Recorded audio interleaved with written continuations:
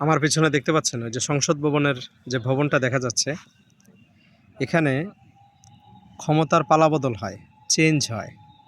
এখানে একজন স্বৈরা শাসক ছিল, নাম শেখ হাসিনা। টানা ১৭ বছর রাজত্ব করেছে এখানে বসে। এখন ডক্টর ইউনূস সাহেব আছে, কালকে অন্য কেউ আসবে।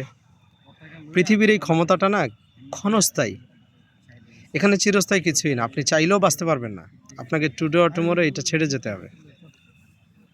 তো আল্লাহ তাআলা বলেন, কুলিল্লাহুম্মা মালিকাল মুলকি তুতিল মুলকা মান তাশা ওয়া তানজিউল মুলকা মিম্মান তাশা ওয়া তুইজ্জু মান তাশা ওয়া তুযিল্লু মান তাশা। যে ক্ষমতা, মিল্কিয়াতের হুকুমত দেওয়ার একমাত্র মালিক আল্লাহ তাআলা।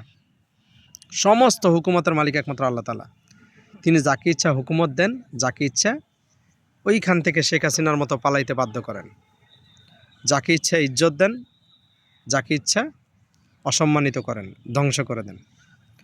তো এই পৃথিবীতে পার্থিব জীবনে আমাদের উচিত এমন একটা ছোট্ট লাইফ, এমন একটা ভালো কিছু এই ছোট্ট লাইফের মধ্যে করে যাওয়া, যার মাধ্যমে আল্লাহ তাআলা শুধু এখানে না, আপনাকে জান্নাতে মিলকিয়াত দেন।